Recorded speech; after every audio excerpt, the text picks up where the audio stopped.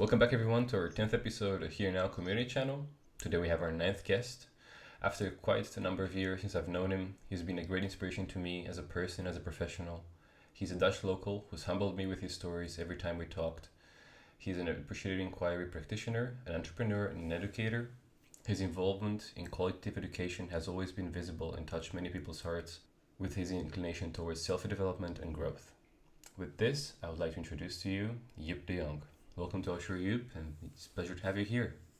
Thank you, Dragos. It's a pleasure and a joy to be here. Thank you so Thank much you. for accepting making the time. I know after you got back from your holiday, you've got a busy schedule, so thank you for making the Yeah, time. my pleasure. My pleasure and an honor.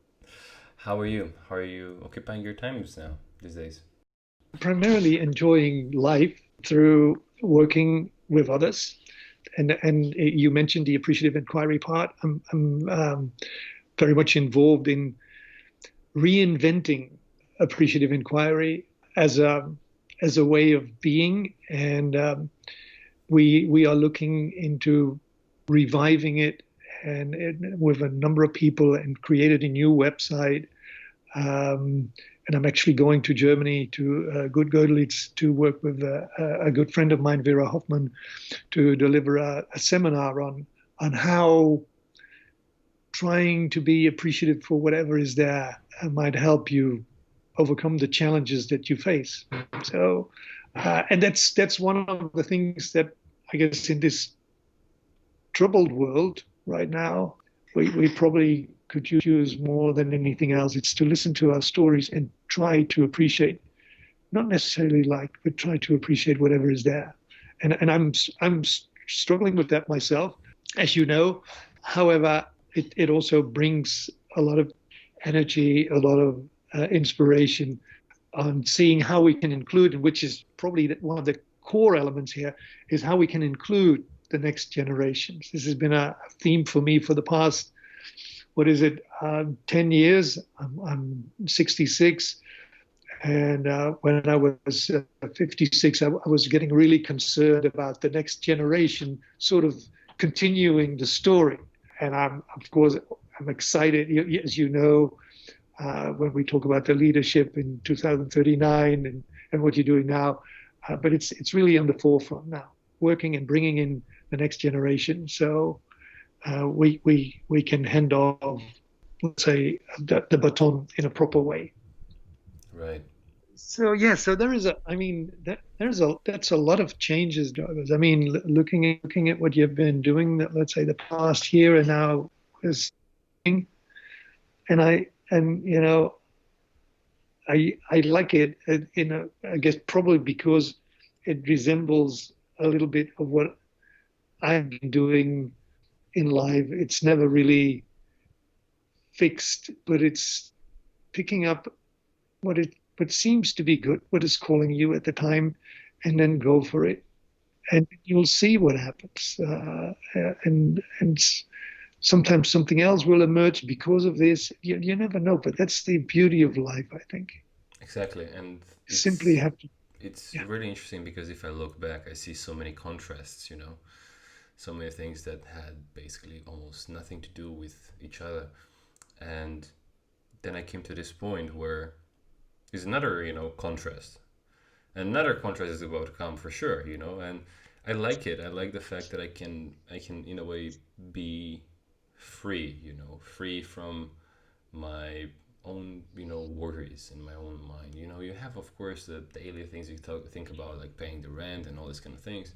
Of course you have to think about that, but at the same yeah, time I'm thinking, you know why not, like, let's say, make this a pleasant journey, like I'm 100% sure, and I have this sense of faith in a way that has been with me since I know myself, since the moment when I was born. Like, imagine, for example, that when I was yeah. born, the chances for me to be alive was 1 in 1,000. And if I would have to be alive, then I would most probably be handicapped, or something. And here I am after 24 years. Hmm. So I Hmm. kind of, like, my spirit, in a way, I would say, built a sense of faith that is so immovable. You can't move it, and I live with it. And no matter in what, of course, you calculate your risks and you feel, if that's something right, if that's something wrong, you feel it. You have that emotional, in a Yeah. way, intelligence Yeah. or spiritual intelligence, whatever we want to call it, and that makes it easier for me to move and to make these steps in different Yeah. areas. And I think that's as you said, that's the beauty of life, when you basically unleash those chains, because at the end of the day, everything is going to be okay. Everything is going to be Yeah. okay. Just trust it. Yeah. Just trust your path. Trust yourself, and grow with that. And it's not always going to be fun and all. But at the same No. No. time, No. No. No. it's a journey that, I was actually writing an article the other day on the idea of like being or living, where basically if Yeah. we have to live, let's think about what the word implies. The word live implies an experience which is either good or bad, which implies a certain type of duality. So we live in that duality. Yeah.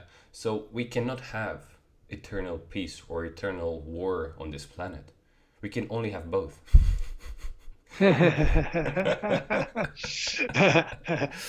I guess it really, I mean, you can, this is interesting because, as you know, I live and will be working this weekend in Germany, um, with the concept again of social constructionism. Right. So we create, I mean, what we do, I think, might it be that our soul, our energy, I mean, is is not thinking in terms of sadness or in terms of joy, but it's only doing that in relation and in perspective to what we see and what we observe. And and as long as we stay aware that, I guess, that, in a way, we creatures of beauty, if you wish, of love. I mean, um, and yes, in relation to these other things and to other people, we come to conclusions, whether there is peace or whether there is war, or whether we like it or whether we don't like it. Um, so, you know, and I find that fascinating, because when you think about art, it's, and you can say, I like that picture, but usually what it does, and it evokes an emotion. But in itself, if the picture would not be there, then I would not have that emotion. So it is always in relation to others, and that's why relationships are so important. But we have to be aware that it's in the relations that then the decision whether something is beautiful or whether something is ugly or something is sad or something is joyful, it's always in the relation with others, which I find fascinating. And then when you try to find, we call that peace with yourself, you can embrace pretty much everything, and say, okay, now what is it helping me to learn and to understand about both myself and maybe others. Then you get beyond the point where you need to convince people. I mean, there is no need to get you right across. All you have to do is say, this is what I observe. This is how I feel. Um, this is how I feel. This is how I feel. And don't blame me for how I feel. Exactly, and Uh, express that sincerely. And then yeah, I was actually talking to a friend when I was telling him, like, if you express this sincerely, he was talking about another person, that, if you express this sincerely, you will see whether the person is going to stay or is going to leave. The person then has the choice. yeah. But as long as you're sincere and you put in front a certain type of truth, the way Yeah. you feel, The the way you person feel, can, yeah. yeah, the world can choose. And that's the beauty of it, because then you're a magnet at the same time, where wait, I'm not sure if that's a good analogy, but you attract basically the people that feel, let's say, in a way the same as you do, and or feel you, and you basically not push that. I don't want to make it sound like negative. You Yeah, the other people, let's say, that don't feel the way you do, or the way, don't resonate with you, Hmm. will eventually, walk away from your path. Yeah, And that is that's okay right. at the same time, Yeah, because yeah, you express that sincerely. And even for you, as you said before, you don't need to show something off, or don't need to prove something, because you basically understand and you're okay with that being sincere. And and that's very interesting about sincerity, because when we are uh, sincere, we're free. And how beautiful is that, you know that's a beautiful saying. When we're sincere, we're free. Yeah, I think that is right. And then from that from that freedom, the world is like a miracle and will unfold like a flower. And all you have to do is observe, and that's great. This is where the silence kicks in as well. I mean, we have to do far less things than we think we have to do. and we Sometimes we need just have to way be. less things than we actually Yeah, want. that's true. Yeah, that's another thing. I guess this is where the construction in our society has sort of gone mad, maybe making us believe that. And I guess that's the key message of marketing, probably, that you need more to be happy. And actually, you probably need less to be happy. I remember you told me that during your holiday you cycled for 800 kilometers. Are you gonna cycle now to Germany as well? No, I'm gonna cycle to Germany because I need to get to Dresden in a day. Okay, okay. And I'm gonna take the car this time. This time, and, okay. and, uh, and leave the cycling for another time, for another moment. I have so many questions for you today, and I'm sure that you have a story for each one of them. I know you for a while now, and it's interesting given the circumstances in which we met, and perhaps most interestingly is our conversations behind, the classroom subjects. I remember when Mhm. we met and we had a conversation about the Tao. That was the first time we met, and we were talking about the Tao. And I mean, I Yeah. had no clue who you were, and you had absolutely no clue who I was either. But Uh-huh. there we are in that classroom talking about like Chinese and philosophy, and at the same time, also appreciative inquiry, because it was, as far as I remember, it was also part of our curriculum back then. Mhm. And I would like to ask you, what or when did self development, or when did this type of curiosity of self development became a path that you've chosen to walk? That's a. I've never been asked this question. So and the two things that come to mind, Dragos, are on the one hand, if you wish, the positive side. I always had a knowledge about what I wanted to be. So my parents, when they were still alive, and my grandparents, they they knew I wanted to be a sailor. I wanted to be a ship's captain. As soon as I started to draw and to write, that was the ambition. So at the age of 3 to 4, and I followed that, and that was sort of supported. I mean, I'm actually sitting in front of a bookcase where there is a. Let me just get a book here. Absolutely. Where there is a book, and it's called I'll show it to you. I don't know whether people can see that later, but it's called The Ship. The ship, And yeah. what is so special? Yeah, what is so special about this book is that I hope that people can see this, or you can see this. Can you see what is there? Is that a There drawing? are No, it's not a drawing. It's a bunch of signatures, Okay. and those are the signatures. Those are the signatures of my parents, Okay. my grandparents, and my aunts, and some uncles, who were all in support of my dream. So the positive side was that I was promoted and supported in my dreams.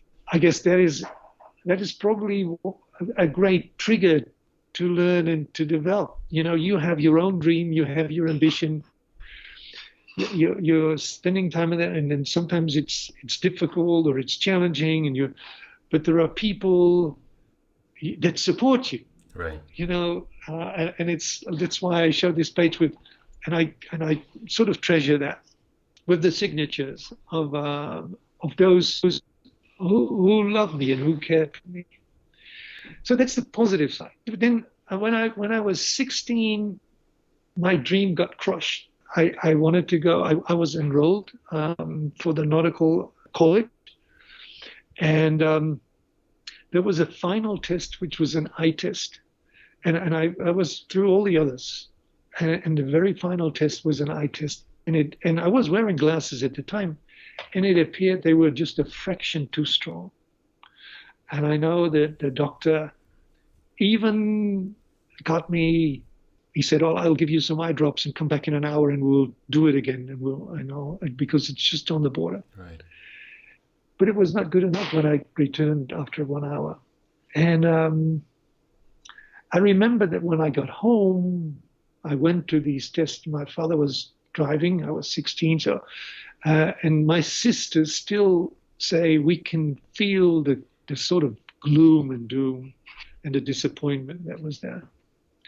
So all of a sudden, and this is the other trigger for the learning and the development that you talked about, is that I think, we all have always choices in our lives. So the choice is then to sit down and sit in despair, and it's okay to be disappointed. I was disappointed. I didn't know what to do. But the other element is, and I don't know whether this is a gift or whether this is just my attitude towards life. Life is full of opportunities, and my parents. I always say I was very lucky with my parents. Both my parents said, whatever you do, you got to learn something so you can make a living. Right. That's it. So to make a long story short, because otherwise we'll fill the whole blog with just his story, and which is okay as well. But then I got enrolled because I'll tell you a little bit about it, still a little bit more. So I was sort of in this mode of not knowing what to do. I had two parents that you need to study something, and I was at the local swimming pool with friends, and I was called to the entrance. So, over the speakers, will Joep de Jong come to the entrance? And there is my father. And my father said, get dressed. I found a school for you. So I got dressed. I got in his car, and we drove to a city in the Netherlands, which was the higher, and the city was Utrecht, but the school was the higher horticultural college. I think it was even the Royal Higher College, that doesn't really matter, in the Netherlands. And quite honestly, I could probably not distinguish a bean from an oak tree. I mean, I had no clue at all about any of that stuff. and the short story is I enrolled. And I finished the school. So 5 years later, 6 years later, I was a horticultural engineer. I had my bachelor's in that. And from there on, I guess life, it showed me that there are all kinds of possibilities. And from there on, I became a qualified dentist assistant. I became a teacher because I had fallen in love and it was close to my girlfriend. Then I got, bored by the work, and I started to look into computers and taught myself the programming. And I caught Apple computers' eye, and I became a support engineer at Apple. And then they said, well, that's the wrong job for you. And then I got in sales, and eventually I became the sales and marketing manager at Apple. So learning and development is in in everything that you get. So sometimes in the challenging situations, there is room for learning and development, even if you may not describe it like that. And then, but it opened my eyes that there are still, these possibilities. And when I look across the room, my eye is on a painting that I had made some 10 years ago of a ship that I wanted to buy one day. Because in the end, I did get all my papers for coastal water navigation some 20 years Nice. ago. Yes. So, so there are, I think there are two main drivers to get back and summarize the question. There are two main drivers for the learning and development. One is you may have your dreams and your views. Some people do. I was one of those lucky ones. But even the lucky ones, sometimes their dreams get crushed, like mine did when I was 16. And then I would say the one thing that remained was curiosity and the support, as I showed with the book, the support of people that love you, which is that's you can only become aware if you mirror, if you see others and how they look at you. And then the interesting thing is it becomes a continuous journey. I mean, I'm still learning every day, every freaking day, and I love it. I mean, I went to have this cycle journey. It's the first time in my life that I got on a bike, and I still need an objective. I have a nephew in near Osnabrück, and I said, well, okay, then we're not just going to cycle, but let's go and visit him. We'll conquer every mountain or every hill or whatever, and we did. And here you are, after And here I am. all these trips, journeys, Yeah, yeah, sailings. yeah.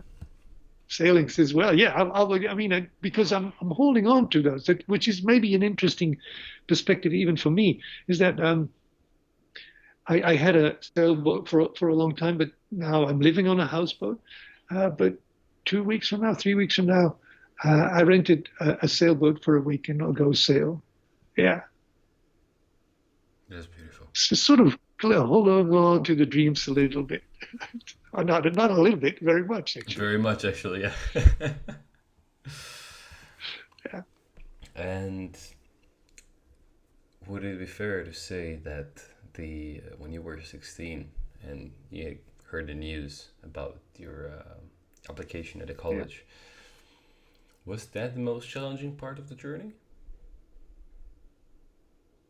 No, that's not the most challenging part. That's just an event. Just okay. That's just an event. So it may be like a blow, but it's like I don't know whether it was a comparison with a fight. I'm a very peaceful person, I think. But the fight is not just one blow. It's a whole series of things, and every once in a while you get hit, you fall. But I remember from Apple that you say, yeah, you will fall and you will fail regularly. Now, might it be that the art of living is much more determined or described by the way you get up and the way you progress? And life is not about how many times you fall. We all fall. We all fail. But it's really about how many times will you still have the courage to get up And try and again. learn and try again and try again. So yes, I guess the disappointment was great, but it was Sincere. a disappointment, and yeah, and then there are other ways forward. I've done at Apple. I was responsible in the end for sales and marketing for the education group here in the Benelux, and we had a saying when we looked at special education, so people who were handicapped one way or another. There was a saying. We even had a poster which said, "If one window closes, another one opens." And I believe that.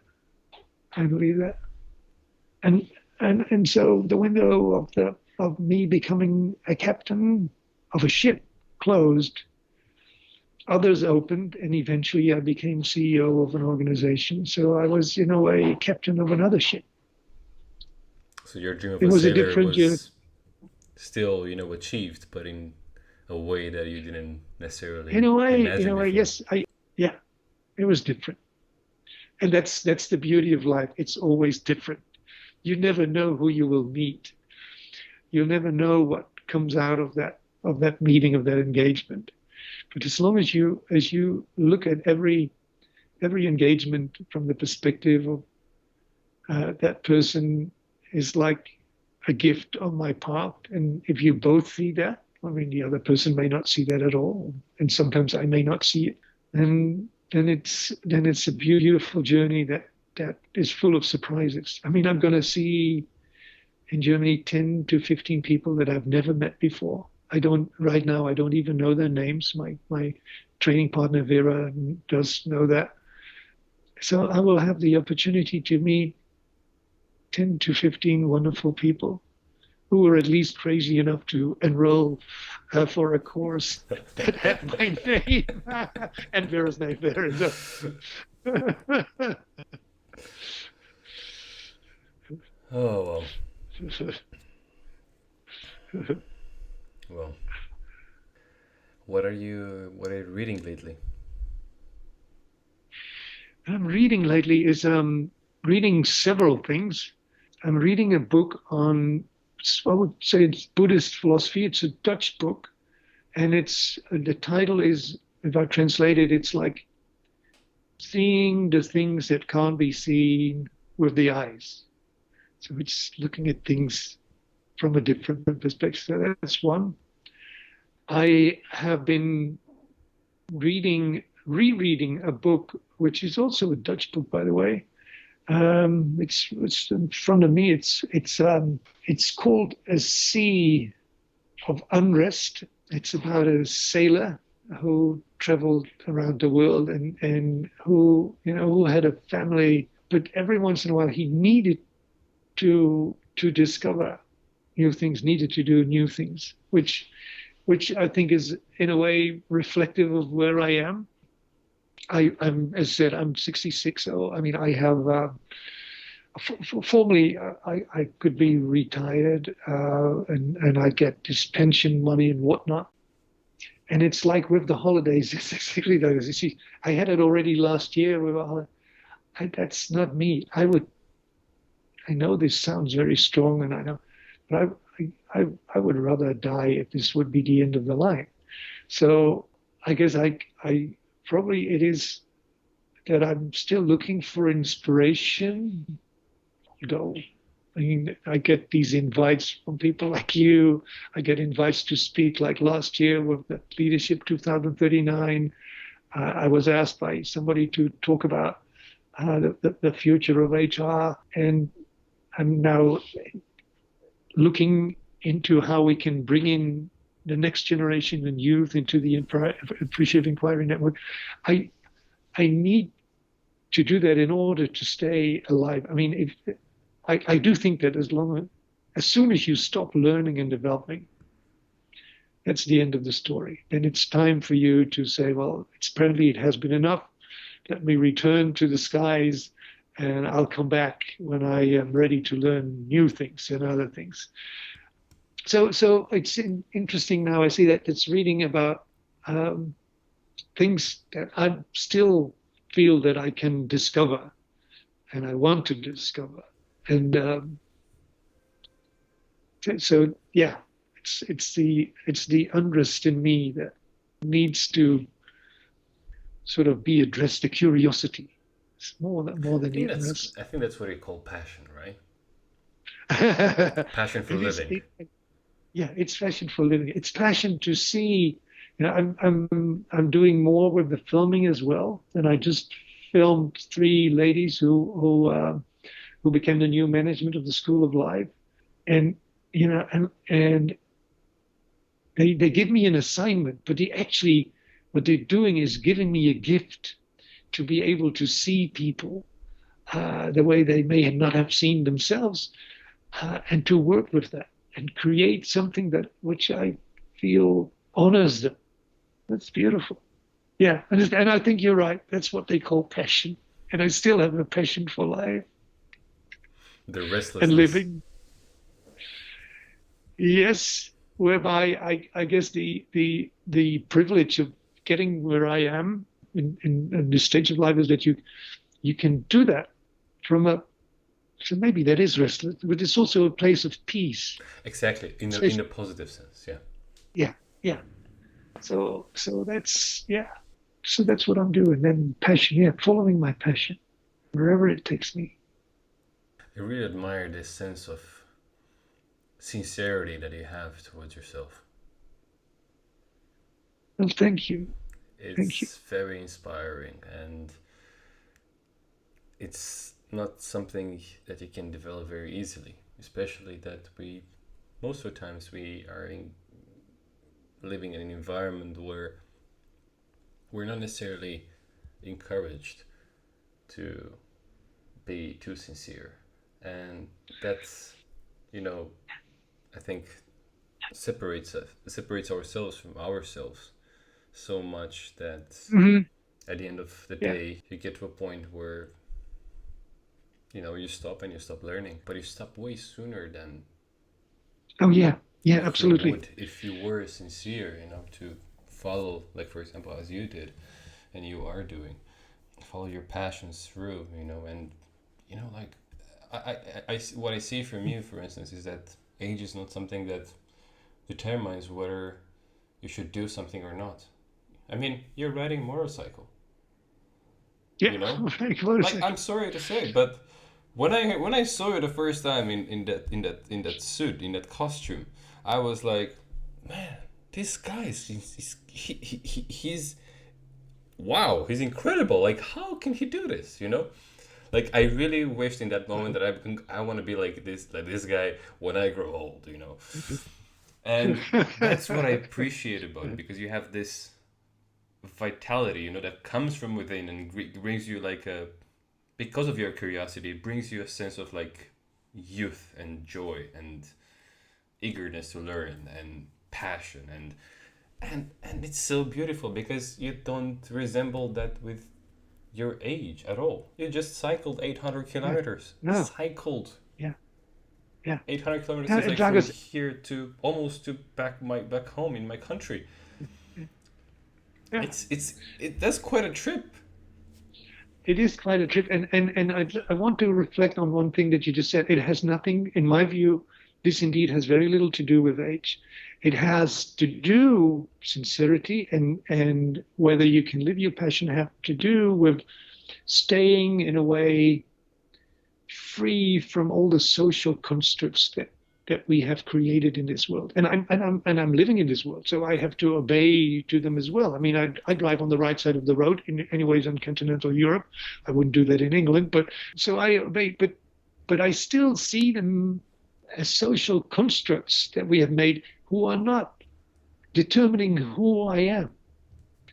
They sometimes may limit me a little bit, like when we agreed to pay the rent. I agreed to pay the electricity bill and stuff like that. So it's, but it is really about my journey. The outside things are just sort of signs. Sometimes they're obstacles. Sometimes they actually help me, but they should never get in the way of trying to understand who you are. I mean, one of the things that I've learned in that, which I sometimes use, and I think I've shared this with you before, is that, might it be that our lives are about finding our gift?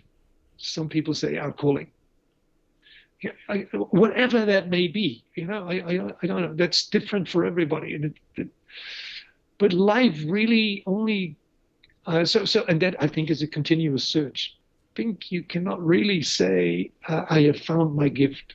At least I haven't, not at this age. Maybe 10, 20 years from now, if I. But then there is this other component that life only gets meaning and becomes meaningful if you can share that gift with others, because we are relational beings. this what is happening between us now can only be happen because of you and me, and because we are here, and maybe an audience that responds or not, because otherwise it wouldn't happen. Me sitting here talking about whatever would not, would not really make a lot of sense. But as I can see it helping me uncover my gift, and hopefully in your case helping you uncover your gift, and then say, well, and how might this be meaningful to this world that we live in and to our learning and development, is regardless of age. Yeah. When you can hold it, but sometimes we get bettered by life and by the constructs, and there is another bill, or there is another ticket, or there is another sad occasion, whatever. Then, in a way, life beats us, and I'm not beaten yet. I'm I think still. it's either like one or the other. For instance, I think it's either the smooth sailing, or sailing through a storm. And as clouds come, clouds leave. As sun rises, sun sets. Yeah. So in a way, it's, as you said as well, it's in a way a lifelong journey, or an eternal journey. Let's say, in a way of experiencing, at least here on Earth, this duality. Yeah. And it sounds paradoxical, to think about it, like see it from the outside, because from the outside, if you see the black and the white, it looks good. It looks normal. Uh-huh. Everybody's doing whatever they're supposed to do. The world is moving the way it's supposed to go. Everything is perfect. There was actually a saying of a guy that I was reading. I don't remember his name right now. He was saying, like, the world is perfect as it is, even with our desire to change it. Yeah. So then I realized, and then I came to that point that I was telling you as well, that living requires an experience. An experience requires something that is either black or is either white, is either negative or is either positive. And you cannot escape any of these two, because they're part of each other. And because they are part of each other, that makes it beautiful. That makes it meaningful. Because you cannot, as that classic saying, you cannot appreciate the skies if you know what I mean. So that makes it. I think it's the same also with relationships, because with people, sometimes you have people coming, people going. And for example, we sometimes want to be alone, yet we can never be completely alone, because we're part of this world. We're part of this whole system. Whole system, because this whole system is a relationship. We are in a way connected to each other, so we can never be alone, even if we isolate ourselves in the farthest point of the desert, or the highest peak of a mountain. We are still in a relationship, because we're still part of this whole thing called humanity. And I think, and also of course being sincere with ourselves about our journey. And I think there is one thing that I because I love what you say about the sincerity, and the fact that things, in a way unfold the way they do.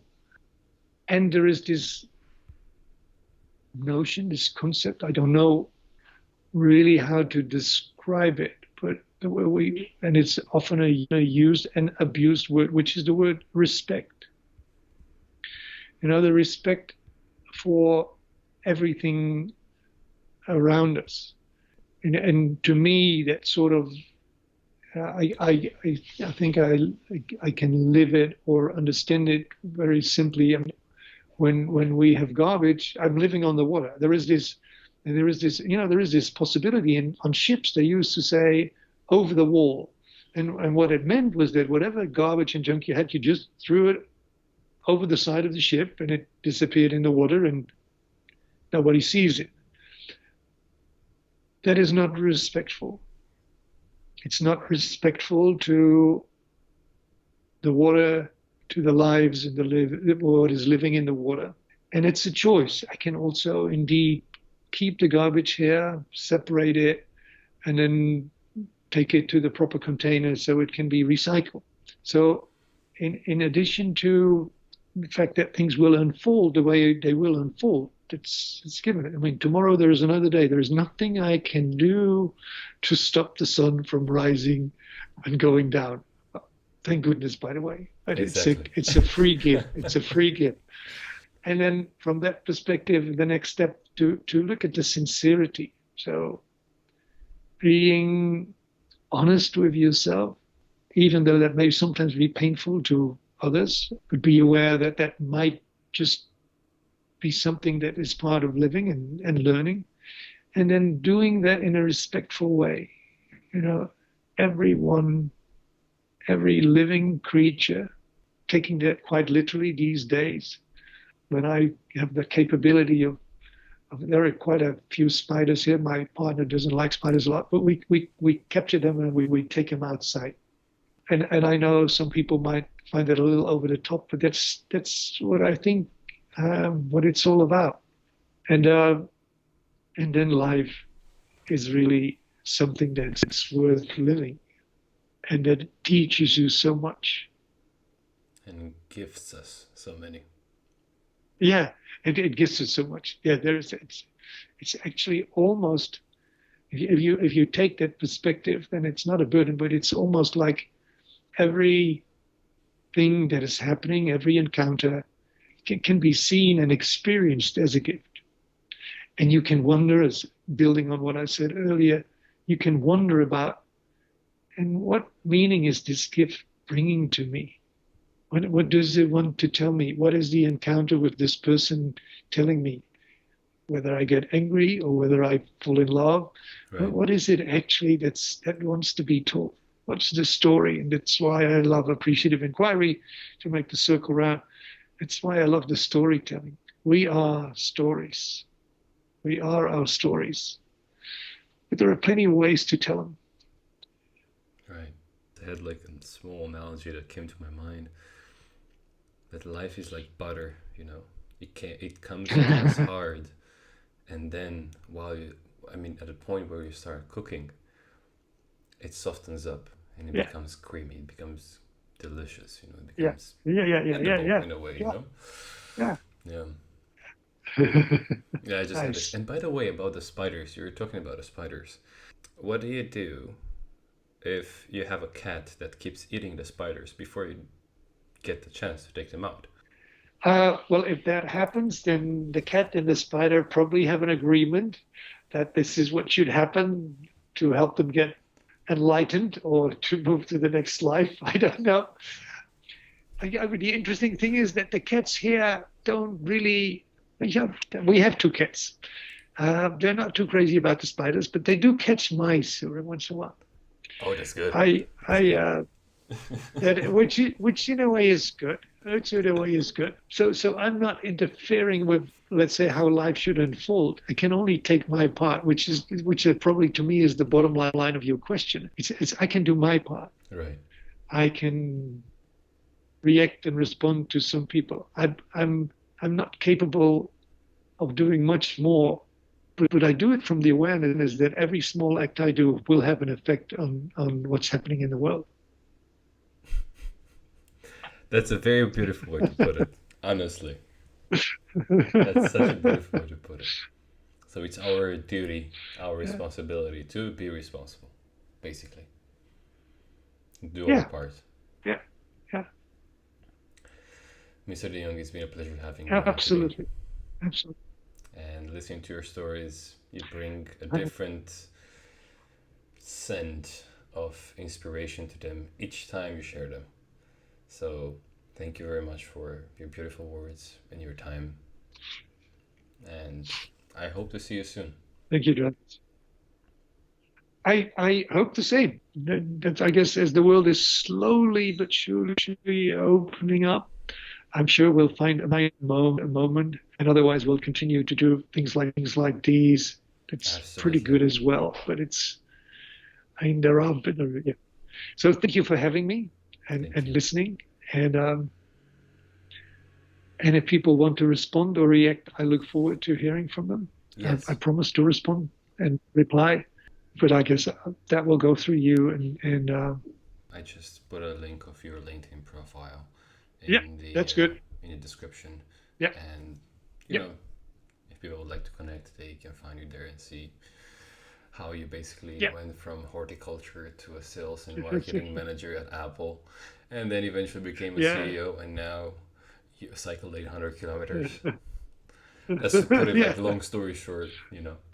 yeah, yeah. That's very, very, very good summary there, John. That's very good summary. Yeah. So thank you very much again for Okay. coming, and I wish you all the best Well, in everything you're doing, and in Germany as well. Good luck with your workshop and the yeah. trip, and Yeah. hope to see you soon. Ladies and gentlemen, this was your host Dragos, and I'd like to thank you for tuning in today. Next time, we'll be talking to a guest from Finland. He's a philosopher of mind and a professor at the University of Helsinki. Stay tuned, and if you've enjoyed this podcast, feel free to give us feedback, subscribe, and follow. Until next time, stay here and now. Goodbye.